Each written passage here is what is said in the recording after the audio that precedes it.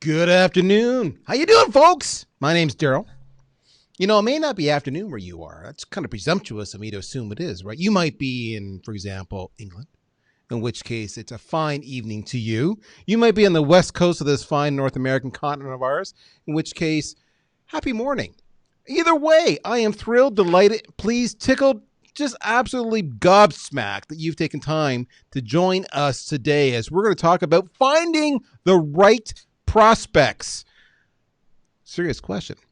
Is it easier to find a needle in a haystack? Sometimes. I swear I think it is. So with that, let's get this party started. If you don't know by now, my name is Darryl Praill. I'm with a company called VanillaSoft, and we are purveyors of the world's finest sales engagement platform. We like to think that we can make your life better by engaging more customers, more prospects across more channels faster, such that you triple your revenue. If you don't believe me, just go to VanillaSoft.com. That's the end of my one and only commercial today.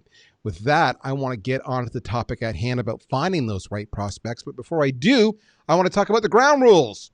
What are ground rules, you say? Those are things you do or you don't do when you want to play the game right. And we have some pretty basic ground rules. What you need to know, first off, is that we can't hear you. So even though we're live streaming, you can see us and we can't see you, but you can see us. We can't hear you. So that kind of stinks, right? Because if you want to contribute to the conversation, well, how you do that? Well, that's a fantastic question. And what you'll notice is that probably to the right of your video player, you'll see the stream coming from, there's a chat function.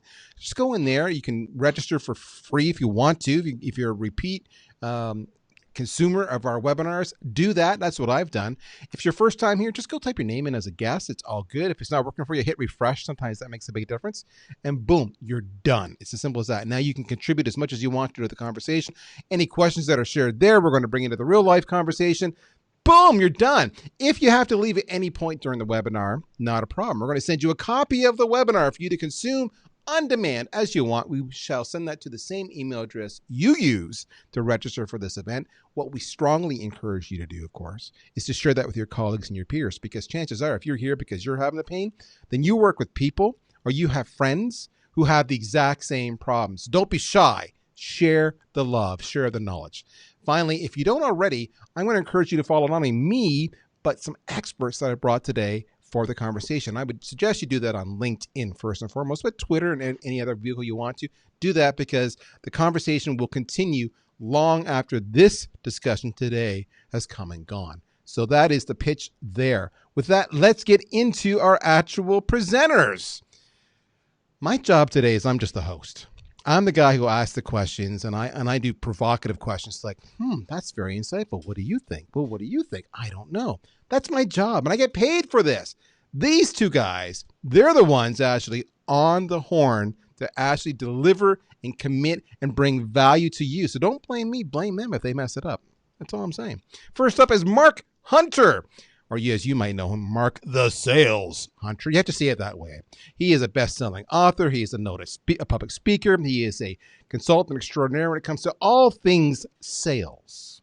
So I'm delighted, pleased to have Mark here on the show. Mark, welcome to the show, my friend. Hey, thank you for having me on. I'm looking for that needle in the haystack. Well, I'll find it. Some would say your quality advice is often a needle in a haystack, but what do they know, right? That's all I want to say. Touche. Now, Sam's worried. Doesn't he look worried? He's got that look on his face like, what's Darryl going to say about me? This, my friends, is Sam Richter, equally an accomplished and sensational sales savant. And these two gentlemen are like, I don't want to say Laurel and Hardy because they're going to fight over who's who. Yeah, that's probably right. But it's probably not that far out. They work so well together, and they have a lot of knowledge, and they've done this over and over again. And I brought these two together. In fact, full disclosure, this is how it worked. I went out to Mark first, and I said, we want to do a webinar around prospecting. And especially because there's certain industries like insurance. So we've got a heavy emphasis on insurance on today's show, where prospecting is perhaps more challenging than it is for most. Who do you recommend, Mark, to join you and compliment you and candidly just be better than you? And his first response was Sam. So once he said that, I'm like, why didn't I think of that? So Sam is here because of Mark. Mark is here because I asked him. In the meantime, you're here because you want answers. So let's get the process started. Let's talk about what we're going to cover today. It's pretty straightforward stuff. We're going to talk about how can you actually get meetings with people who fit the profile of those you're looking for.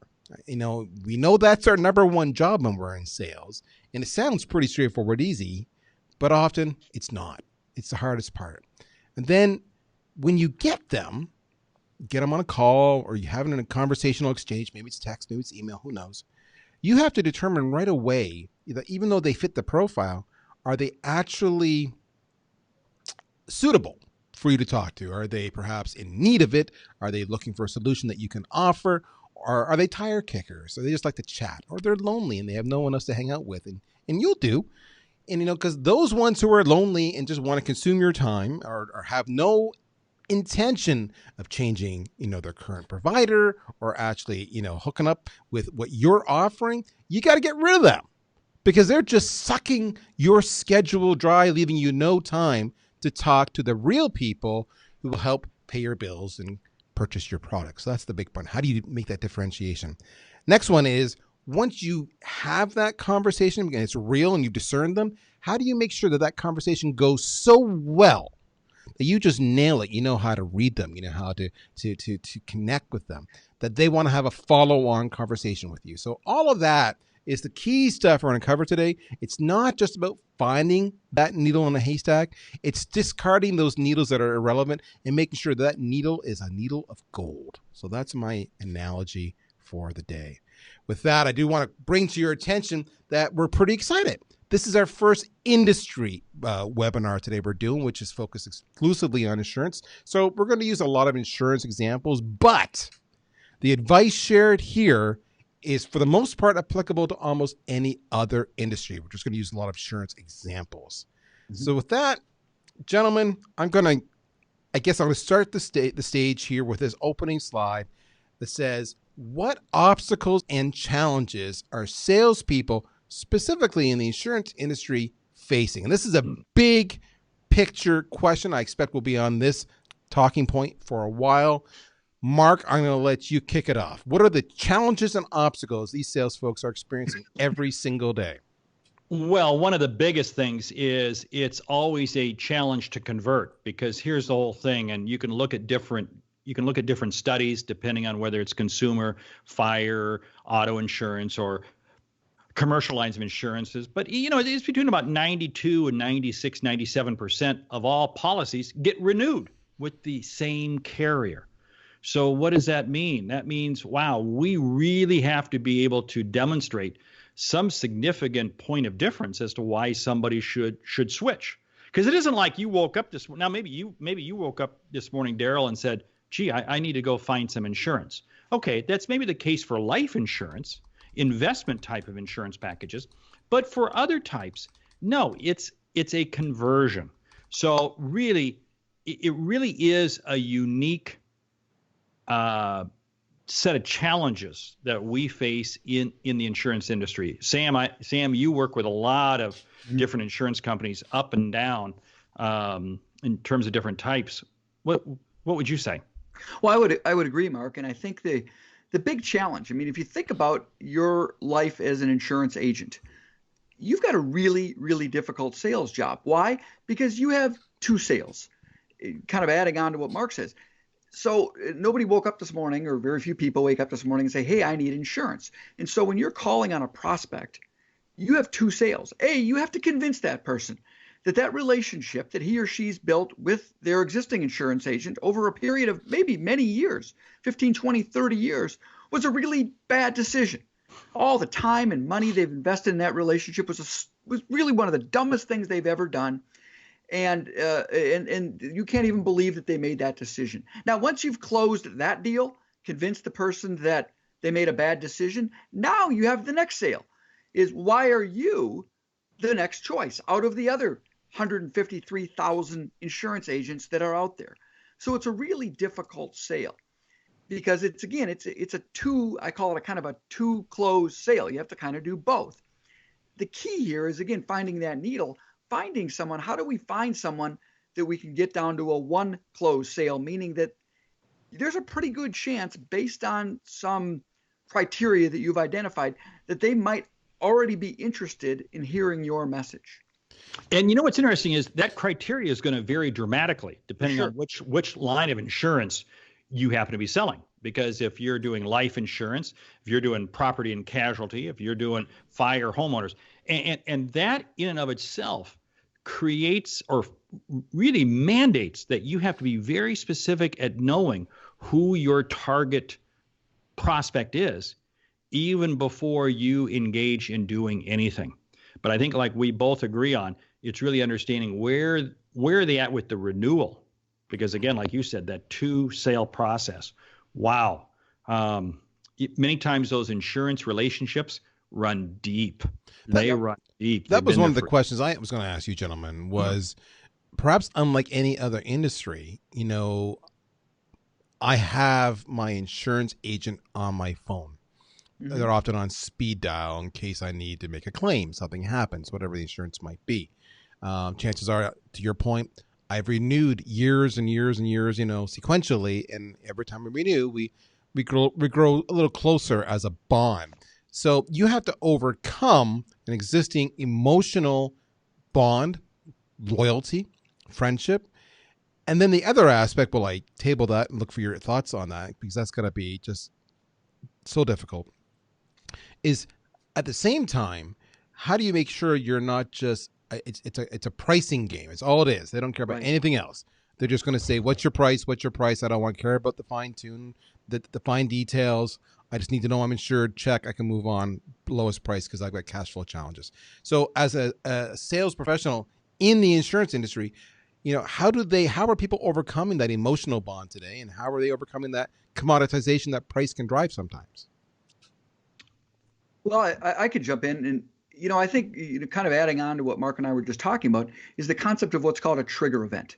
A trigger event is what's going on in the other person's world today where they might actually take your call. And using the insurance analogy, if you will, you know, if Darryl, if I call you right now and say, hey, I'm Sam from Sam's Insurance Agency, or better, you know, a better example, hey, I'm Sam from Sam's Roofing Company. I'd love to come out and give you a free estimate for a new roof.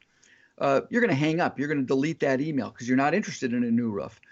But if you just got a text message that a huge hailstorm just hit your house and there's shingles laying in your front yard, water's pouring through your kitchen, now I call and say, hey, this is Sam from Sam's Roofing Company. I'd love to come out and give you a free estimate. Well, now I'm your new best friend. That's the concept of a trigger event. The good news is there are some very specific trigger events that could be found just using things like search engines. For example, a study came out that says that in the first year, or excuse me, if you look at a C-level executive, so this would be more commercial lines of insurance. So a C-level executive, what percentage of their annual budget is spent in the first 3 months? And the number is shocking. It's 70%. Now, if you think about it, it's really not shocking, because if a new CFO is hired, one of the things they want to do, they want to prove how smart they are, that their board made a great decision by hiring their CFO.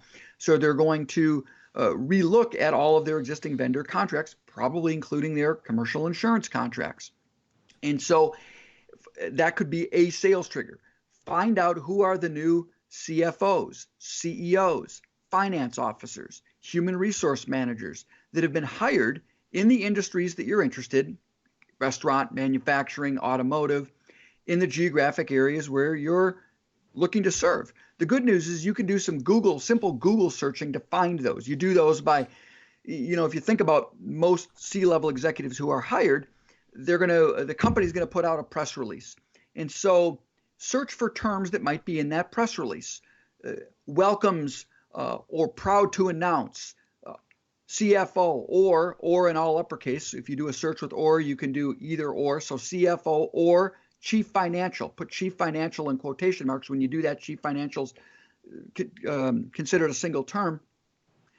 Type in the city you're interested in, run the search, and then over in the upper right-hand corner, there's a little button called Tools. Click on the Tools button. A drop-down menu appears that allows you to sort your search results by date. Now we can find announcements of new CFOs or Chief Financial Officers who've been hired in the industry that you're interested in the community that you care about. It'll pull up a list of those, and that could be, as an example, a sales trigger for commercial insurance. Let me run with that further, because that's a great example. I work with several insurance agents, very high producers with one of the largest commercial companies out there. I'm not going to say the name.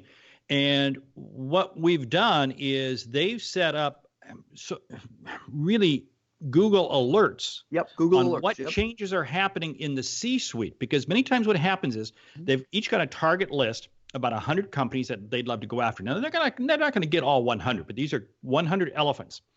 And they know that if the CEO changes, chances are within 6 months, the CFO is going to change. See? Yep.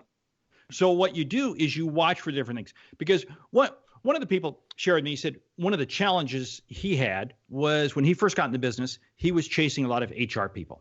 They sell a lot of healthcare. Okay. And the whole thing is medical insurance for companies. And he would be going in and he could get meetings with HR people. But the HR people, they'd take the meeting, but they had no influence with the true decision maker. Right. And what they found was that they were spending a lot of time just providing information, which really gave the CFO confirmation as to why they should stay with their existing broker. Sure. We can flip this down to the consumer side. Absolutely. I have an independent agent I work with. Now, I've worked with this independent agent for years, and I like him because he represents a multitude of lines. And over the years, we've moved through different carriers on different types of insurance. Recently, I had to file a claim, and it did not get handled well. And I immediately came back to him, and I said, we got to find a different carrier. He did find a different carrier. And you know what's interesting? I would have put that whole relationship aside if he had not responded in a prudent, punctual manner to get this taken care of. And what's interesting is strong relationship, but still put at risk because of the carrier's lack of performance. Now, what's interesting, I'm going back to something you just said there, Sam. You talk about trigger events, and I love that. Trigger events is huge, and I'm sure many of the veteran insurance reps listening today go, yep, got it, understand it. And the ones who are new are going, yep, I should have, that's great advice. But, I'm reminded of tow trucks, right? And a trigger event often as they're listening to the scanner is I just got, into an accident. And boom, I've got 3, 4, 5 tow trucks on me, knocking on my door at the scene of the accident saying... Or lawyers, right? Or lawyers, you got it. Exact same, great analogy. And so the trigger event is great because now you're not part of, a list of 500 or 1,000, you're a list of 1, 2, or 3, or 4 who are reaching out. So that's great. But then it's how do you differentiate yourself? And you prompted me when you were saying how, there's new CEOs all the time or new CFOs. And I like the idea of saying, and maybe planting a seed, because you said they want to put their stamp on the company, right? And you can say, I'm just calling because I understand your predecessor had acquired insurance with another firm. Is that correct? Yep. And it's just that soft language to kind of set the tone to say, in other words, you didn't make the decision. So the implication being, but now is your chance. Here I am. Shall we talk? And are you happy with your predecessor's decision? And yada, yada. So that's one of the things that jump out at me. But how do you avoid being that tow truck driver? So you come across like, oh my gosh, you guys are all just tackling me and give me some room to breathe. Like, how do you differentiate yourself from the other, providers of insurance? Well, I think it's really about being relevant, and you can do that with, again, the trigger event. So, for example, other trigger events in the commercial world would also be mergers or acquisitions, partnerships. And so you can set up the same types of Google alerts, the same sites of searches that I described earlier. Let's say you find a company in your community that just went through a merger or an acquisition. Now you can call that CFO. Now, again, assuming you have relevant experience, you can say, hey, I had to call because, Mark, I just saw that your company just acquired Widget Corporation. And, hey, I've worked with a lot of companies just like you, and I can tell you when you acquire a company, you think it's going to go smoothly, but a lot of balls get dropped, including one that's critical, and that's your insurance. Mr. or Mrs. CFO, are you kind of seeing that right now? You'll probably get a head nod. Oh, yeah, I'm going through that. Great. I've got a lot of experience working with organizations just such as yours that have gone through a similar merger and acquisition event. So again, it's really about being relevant about what the other person cares about. And here's the good news. Even with all the access to information that we all have out there, Darryl, you said earlier that maybe the experienced agent understands the concept of a trigger event. They probably understand the concept of it, but very few who I've ever met with actually execute on identifying those trigger events and putting in place a process for calling those trigger events. Very few people, and Mark, you can add on this in your experience, I'm sure, very few people actually spend even a minute doing their homework prior to a call so they can be relevant. So the good news is the bar is really, really low, especially for agents. Well, I'll give you a great example. Gentleman I was working with had a company that he was really trying to target in the Massachusetts area. They had a very strong relationship with a very regional broker in the New England area, and it was great. He could not pry them away, but he kept monitoring. He noticed that they were planning a major expansion in Illinois and Wisconsin that was going to bring on board thousands of employees. Mm-hmm. Suddenly, about 25% increase in the number of employees. He used that as his trigger event to get in there and say, you know what, you need to relook at this because the healthcare numbers that you've got for Massachusetts and the other states that they were in are not going to, and he was able to get in because he was able to provide insights ahead of time as the build out of this expansion was taking place. And again, it's realizing trigger events, and they come in all forms, all shapes, all sizes. Yep. You can bring this back to the typical auto insurance, person. Same thing. I mean, where am I lining up in terms of, gee, you've got kids that are going to become 16, 17 years of age. I gotta play this card now with you. You've got Absolutely. Kids. You've got, all these change. Everybody has trigger events, but rarely do we really seize on them fast enough. Yeah, so again, I mean, what we're trying to do is we're trying to take obstacles and turn them into opportunities. Absolutely. And I was going to say the good news is so many of these trigger events are, for lack of a better term, Googleable or searchable. So for example, you can go to realtor.com, type in a zip code. It'll give you the list of all the homes that are going to be for sale or that are for sale in that neighborhood. There's 2 trigger events because somebody is going to be buying a new home. Well, when they buy a new home, they're going to need insurance. Someone is selling a home and probably going to be moving somewhere and buying a new home. That's another trigger event. Mark, you just mentioned a company hiring. So especially a company that says, hey, we're expanding. We're going to be bringing in all these new people. Again, those people might be moving. They might have, we call those sometimes money in motion events. So retirements, moving, promotions, new jobs, all of those are trigger events on the consumer side of insurance. So what's interesting, one of the things you talked about, Sam, was you talked about the fact that, so we know about trigger events, but how many people have processes in place? And even if you do have a process or you do it manually, how many do the research before you actually make that outreach? Which leads me to my question. We've talked a lot about trigger events and about, how to make sure you're not a commodity when it comes to pricing, but we haven't talked about the underlying infrastructure and processes and workflows that are making it so challenging to sell in this space.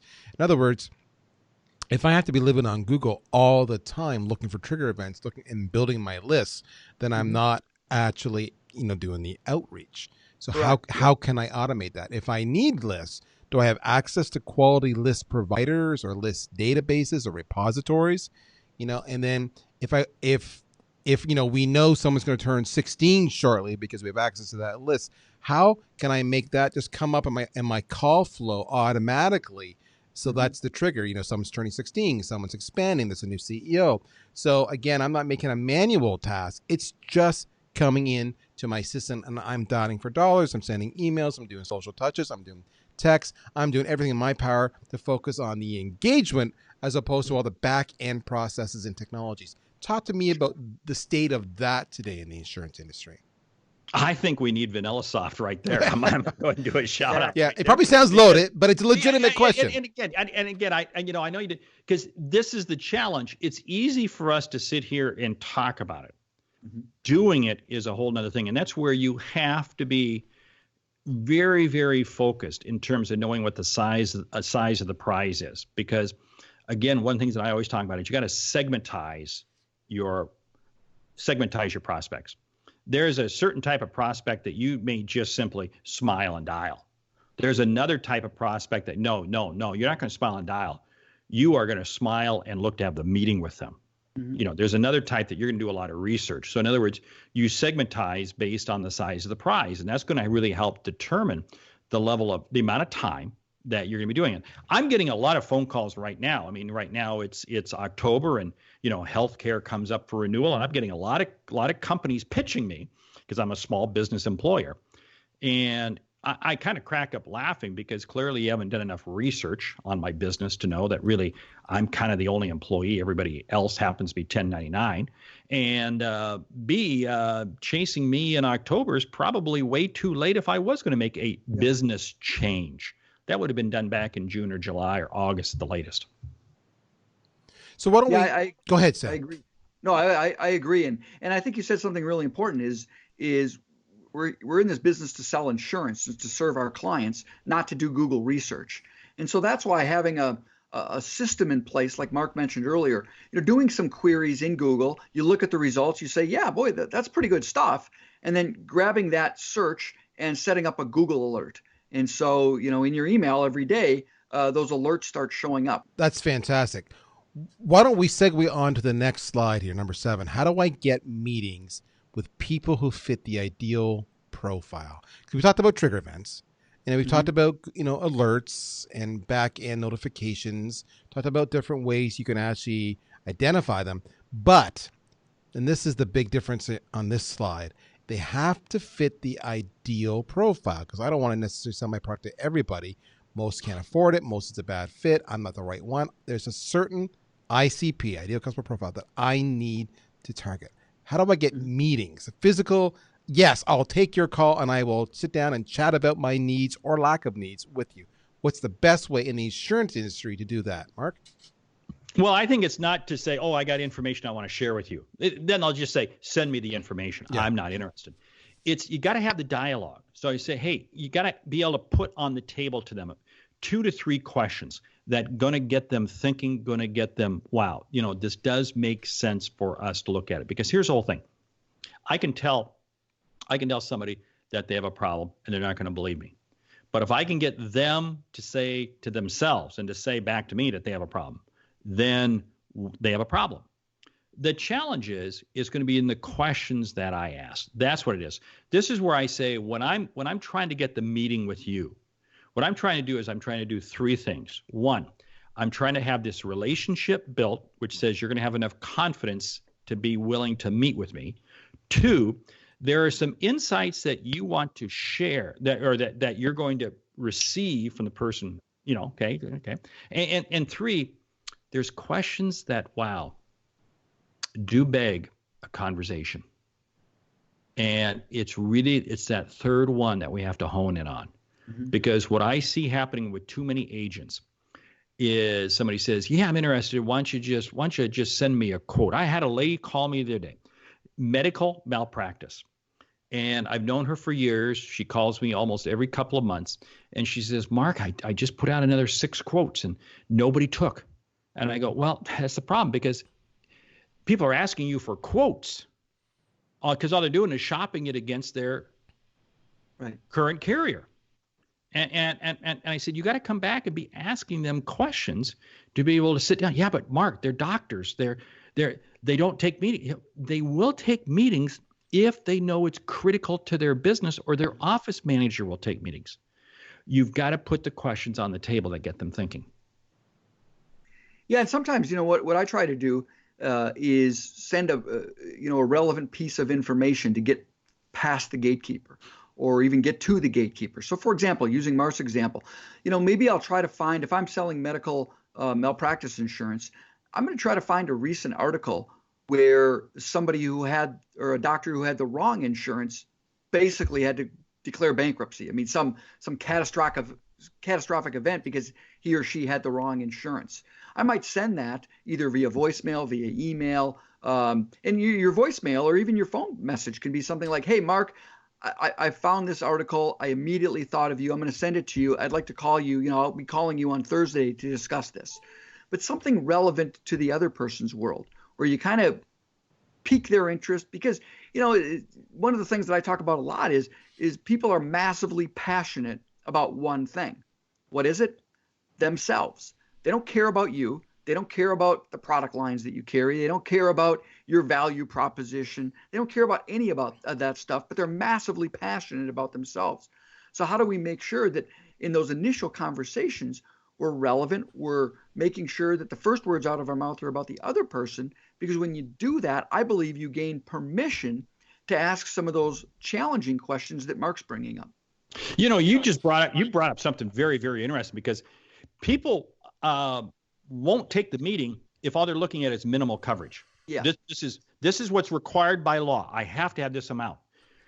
My whole objective is I'm never going to get them to their optimal, to the right amount of insurance coverage without the meeting. That's the piece that I'm selling. That's the piece. And they're not going to take that meeting unless they understand, well, wait a minute. I've had this practice for 10 years. I've only had minimum coverage, and it's worked for me up to this point. Mm-hmm. Why should I have coverage that goes beyond minimum coverage? Well, because you've had your practice for 10 years.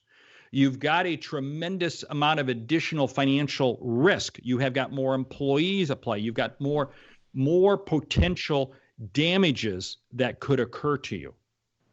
Therefore, you don't need the minimum coverage, right? What's required by law. You need X. And you're only going to get that by having the meeting. But you've got to be able to pose. And just like you said, you shared that example. Here's what happened to this doctor. To this other person. Here's what happened to this other.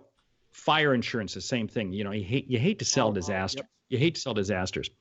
But it's amazing how when a home burns down, catches fire in a neighborhood, it's amazing how that becomes a trigger event for everyone else in that neighborhood. For sure. We unfortunately, we've been impacted with some families of ours who have had kids who have lost their life in car accidents. Mm. And believe me, it's had all of us questioning our own automobile policies in terms of passengers and everything else. For sure. And and what I'm a big believer in, Mark, especially, again, because a lot of people aren't going to just automatically take your phone call. So you need to and by the way, there's this thing called the Postal Service that's actually coming back nowadays, because I think I don't know about you guys, but nobody's answering voicemails anymore. Texting, that's a little bit intrusive, especially if you don't have a relationship. Email, 2 to 5% response rate. People actually open up a handwritten letter now. And so finding a piece of information, an article that's relevant, or a study, a white paper, these things are all Googleable. They're out there if you know how to search correctly.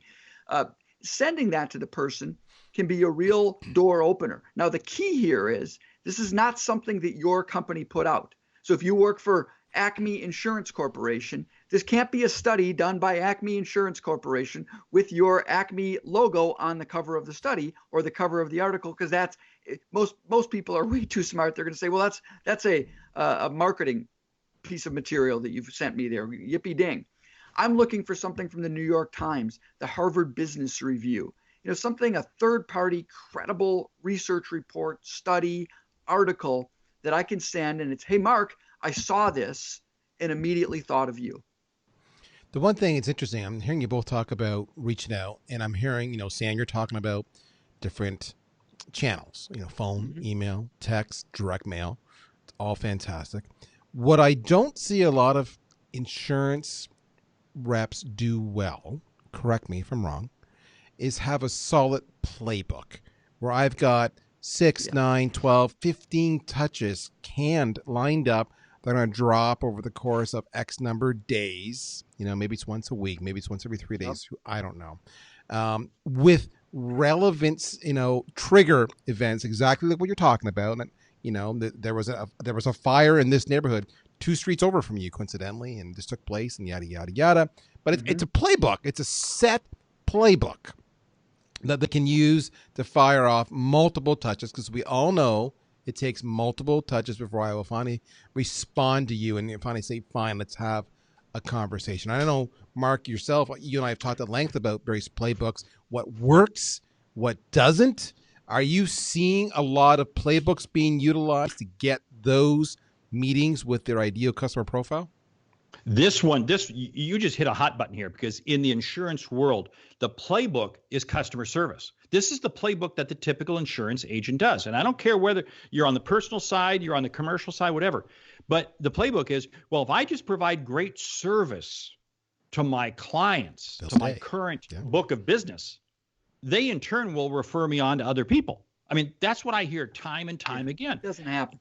And it doesn't happen fast enough. Yeah. What I do is I wind up starving, because they use customer service as an excuse as to why they don't have time to reach out. So then they say, well, gee, I don't have time to reach out, so I'm going to get a third-party company to make all these calls for me. Mm-hmm. Well, wait a minute, hold it. Insurance is a relationship business. How are you going to do that with a third-party service? I'm really scratching my head. So you have to have a playbook, but you have to have a playbook that you can manage, and that's the challenge.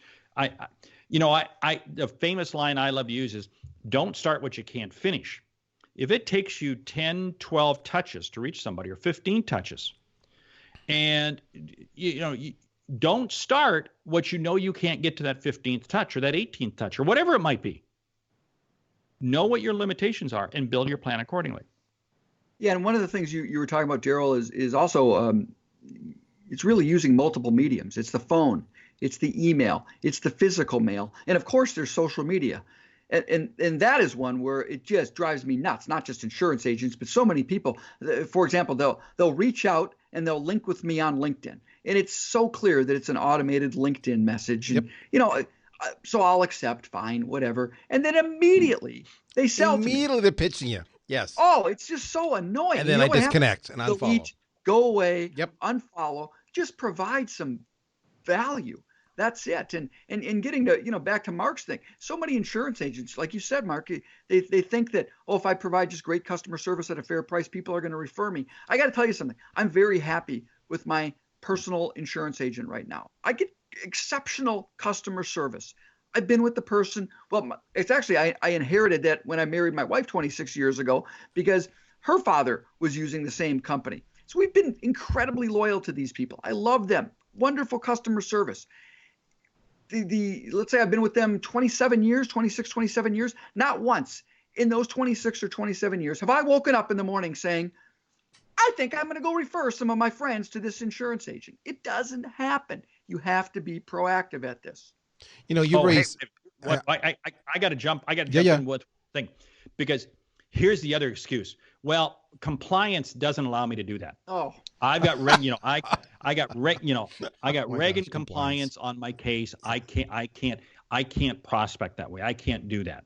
And again, that's an excuse that people hide behind. Hey, okay, every state insurance commissioner has different, terms of compliance and licensing agreements, et cetera. And if you're with a national carrier, if you're with a big carrier, you've got compliance department, et cetera. Yeah, you got all those. But trust me, it's still about getting out there and creating contacts to get the business. So let me jump in, because you both have said something here that's really relevant. You talk about compliance, Mark, and that they're hiding behind it. And what I guess I'm reacting to, Sam, you talked about LinkedIn and about how it's a bot reaching out to you, and you accept it, and they pitch you right away. To me, both of those are just laziness, right? They're trying to game the system. They don't care about you at all, and it comes across. What I hate is on the compliance side is I'll get vanilla. Those no relationship to VanillaSoft. No pun intended. I saw that coming. As soon as I said it, oops. I'll get plain Jane. Poor Jane. I'll get plain content that the carrier has written and given to the agent, and there's no personalization at all other than maybe a stamp on the back where their office address is, and that's it. So I get this Like you're just I'm just going to throw this in the garbage. But if you include it with a personal letter, and this is the whole point of a playbook, reach out to me as an individual. And remember, you said, Sam, talking to the CEO about a trigger event and why that matters and why this content piece now makes sense. There's too many people here who are not getting those meetings simply because they're lazy. Yeah. And you can use, because I think some people might be watching this and saying to themselves, well, I've got 1,000 prospects I'd like to do business with. I can't do a personalized individual phone call letter to all 1,000. I might disagree, but I think that I can understand where they're coming from. But again, you can find something that's personalized yet generic. What do I mean? Find a study, an article, use your playbook to say, you know what, for this week, I'm going to target companies in this industry, let's say it's the restaurant industry, who have gone through a merger or an acquisition. Well, once you create your playbook, then you say, I'm going to find that piece of relevant content, and I can leverage that content multiple times across all of my different prospects in that industry. Now, the key is identifying who those prospects are going to be, what is that piece of information that you're going to leverage, and then what are the different mediums you're going to use to leverage that. So again, it's easy to do. Now, if you're using VanillaSoft, obviously it's super easy to do, but even manually, you can go in and copy paste into LinkedIn, into an email. Now, again, you might be saying, well, Sam, you're being hypocritical. Isn't that No, it's not the same thing as doing a generic blast. Hey, I'd like to link with you, because it's, hey, the reason I'm linking with you is I saw that your company just went through a merger and acquisition, stumbled across this Harvard Business Review article on the challenges as it relates to insurance on companies that have gone through a merger and acquisition, and immediately thought of you. So it's like, I guess you might call it non-personalized personalization. But I love your point, Sam, about time. Right. And that's the biggest one we hear all the time. I don't have time to do the triggers, to find the trigger events, and I don't have time to personalize letters. Okay, I get it. So what are you doing to give yourself more time? What are you doing to automate the process? We talked about this a few times. Yeah. What are you doing? Could you use, a virtual assistant to do some of that personalization, Exactly. right? Could you, instead of using a CRM system, to use a sales engagement platform so that you're just always working the playbook, because the trigger events are feeding into the system and you're not part of that. It's just there. It's happening. There's lots of things you can do to give yourself time. I find too many people are content to say, I don't have time, and that's the end of the conversation. You bring up a good point there. I think you got to keep it tight. And Sam, you brought up a key point. I'm going to work this industry. I'm going to work this vertical. I'm going to do this. The tighter I can make my playbook, the more specific the content, the more valuable. I just received an email not more than about an hour ago from somebody who was at a trade show I happened to be at. And no, it was a trade show I registered at, but I never went to. But it said, wasn't it great? I'm sure you got a lot of good insights out of it. I did too, like liar, liar, pants on fire. I wasn't even there. Okay, I registered. I didn't go. But throughout it, you can see bad coding and bad intent. Bad intent by they were implying that I was this type of business when I'm this type of business. Bad intent by saying they implied I learned this when I learned this. I mean, it was just it was fraught with so many errors. And this is the whole thing that when you create your playbook, you got to make sure that you're not putting a power saw into the hands of a 3-year-old. I got a 3-year-old grandson. I mean, I think the world of him. But the last thing I'm going to do is put a DeWalt in his hands, because it wouldn't be pretty for his little sister, Exactly. So Ryobi's okay, but not DeWalt, just so we're clear on that. There you go. There we go. Okay, just want to clear. And Mark, getting back to your whole playbook, something you mentioned earlier, and Darryl, you as well, is that not all prospects are equal. And so as you think about who these prospects are, however you do them, rank them 5 to 1, rank them A to F, you're obviously going to be a little bit more generic with the on a scale of 1 to 5. 5 being, boy, if I could get a 5, that would be amazing. 1 being, yeah, that'd be a 6, a new car policy. It could be a little bit more generic possibly on those 1, 2s, and 3s, but Where we really want to focus our personalization and relevance is in those 4s and those 5s, and really get custom with those. And the good news is there are technologies that are out there. I mean, sorry for the self-promotion, but I've created an Intel engine. It's kind of a Google search overlay, if you will, that I can prove to you that it'll save you 50 hours per year. Yeah, I'm going to leapfrog off of what you're getting at, though, the whole time about, saving time so you can do it in other areas. That's probably a nice segue to our next slide, which is, how do I spend less time with unqualified prospects? Said another way, how do I spend more time with the ones I really care about, the ones or the twos, to your example, Sam? Mm-hmm. Well, that's where you've got to be able to qualify quickly. And again, this comes back to what's that Googleable information that you've got. If I'm selling P&C insurance, and I know that you've just taken on additional buildings, additional things, then okay, that's a big trigger for me. If on the other hand, I know that you're a renewal, and oh, by the way, this is your first year with this new broker you're on with, I'm not even going to touch you. Yeah. But see, I know that probably about year 3 and 4, you're going to say, you know what? It's probably time for us to take a look at this. See? So again, how am I going to make sure I don't spend time with unqualified prospects? I want to know where you are in your engagement with your current provider. Mm-hmm. That's one of the easiest things we can do. Yeah, and I think it also comes back to asking what you were talking about earlier, Mark, is asking some of those, we'll call them more challenging questions. Again, you gain permission to ask challenging questions because you're relevant on the front end.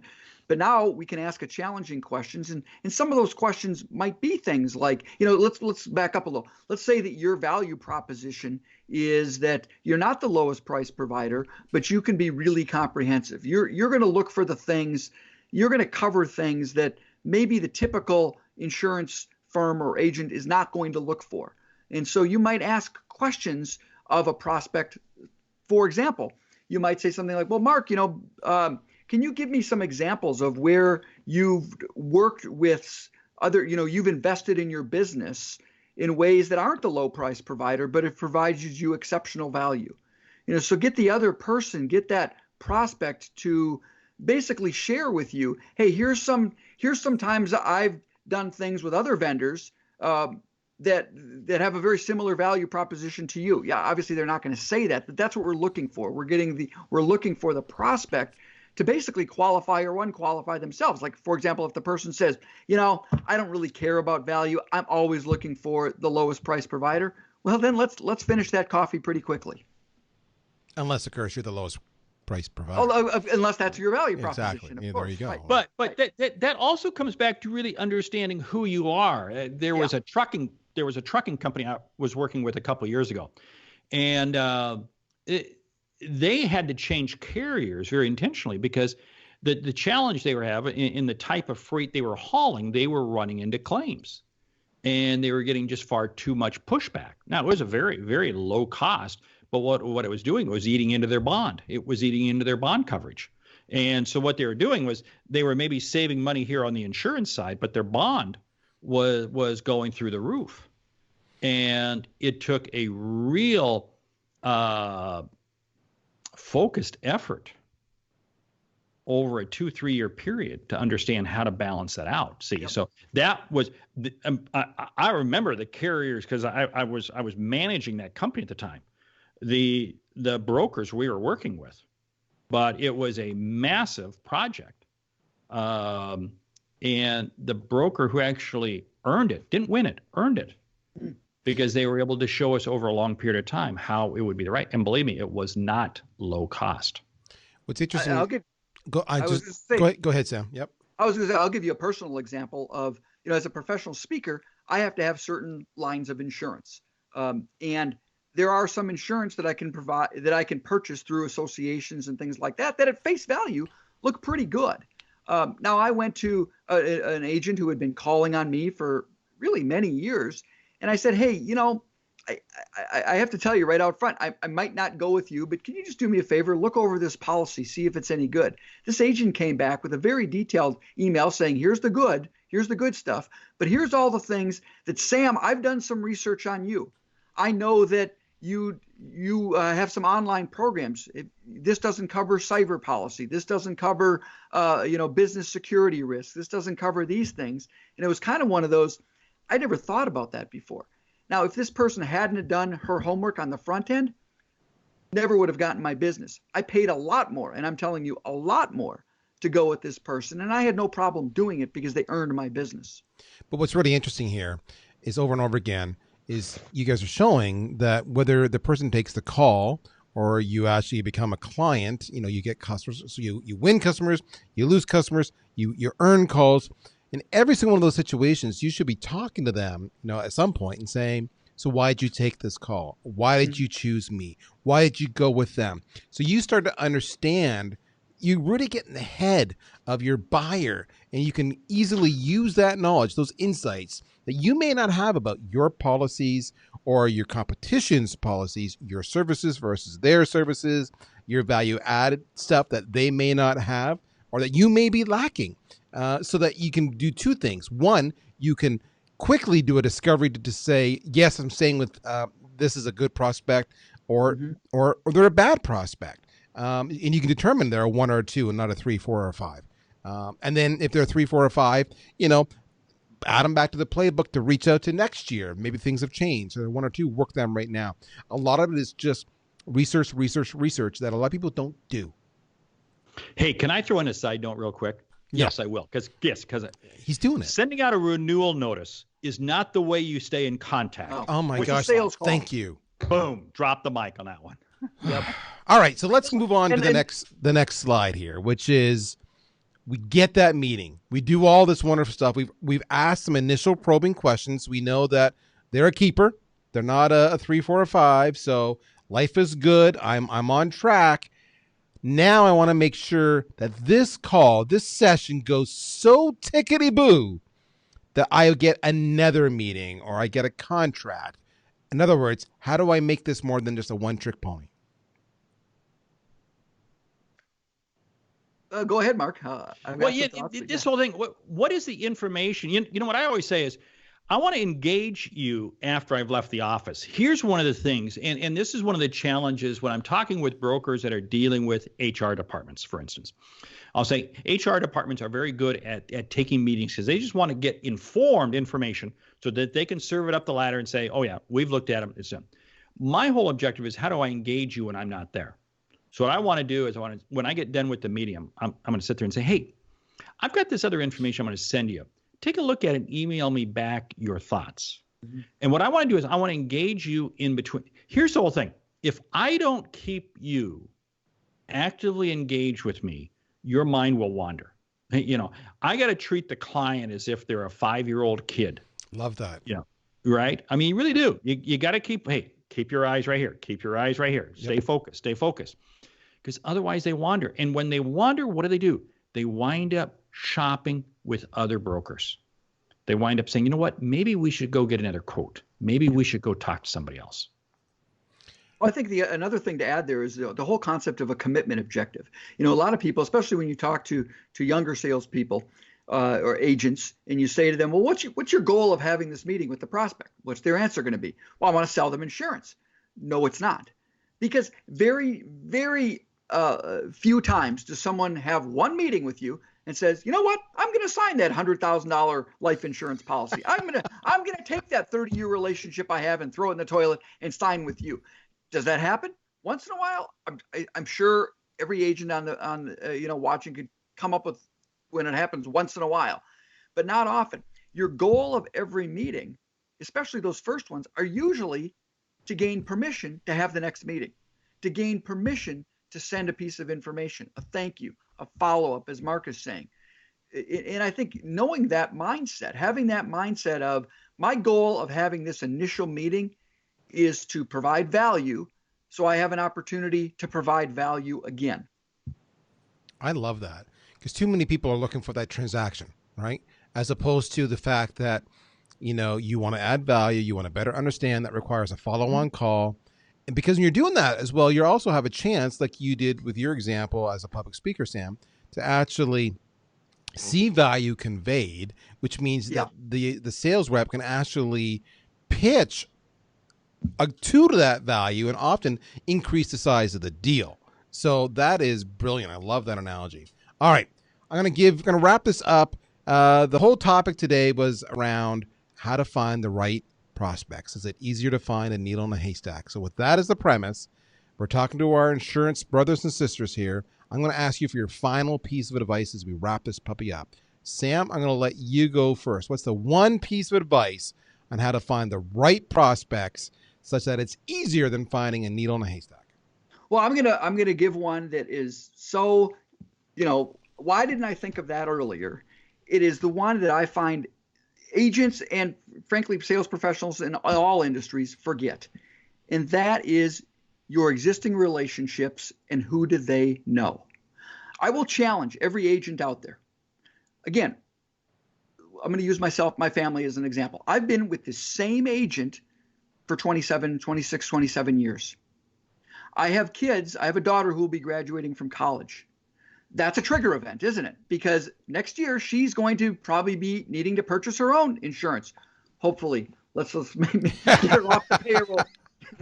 But let's assume that happens. It would be so easy for my agent to look me up on LinkedIn, look me up on Facebook. Hey, Sam, I see that your daughter is going to be graduating college next year. Now would be a good time for me to talk with her as she starts planning her financial future. 401k plans, insurance, all sorts of things. Think about all of the existing accounts, the existing customers, clients that you have today.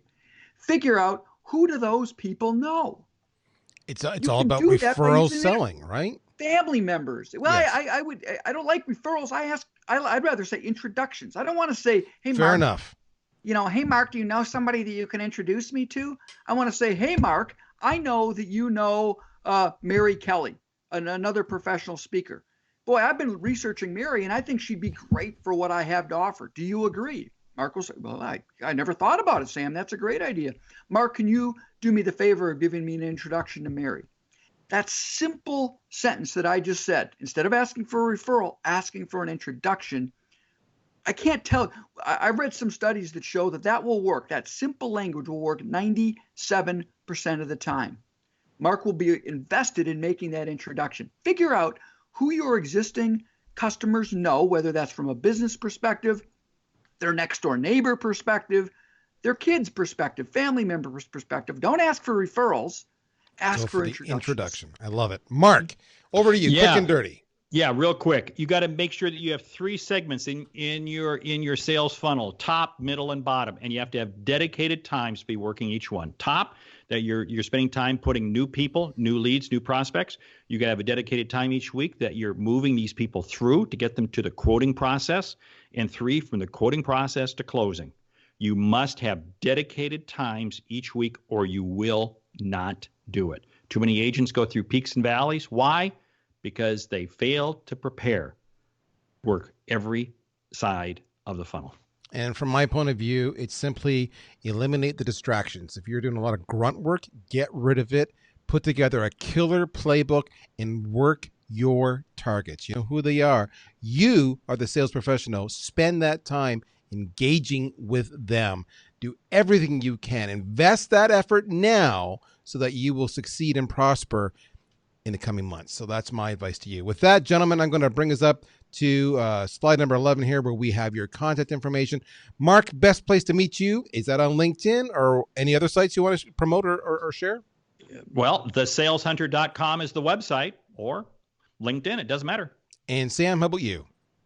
SamRichter.com, www.samrichter.com, or because a lot of people call me the Google guy because I'm pretty good at searching, you can just Google me, because if you can't find me that way, I'm not worth anything I'm talking about. I love the personal branding at the Google guy and the Sales Hunter. How much better can you do, folks?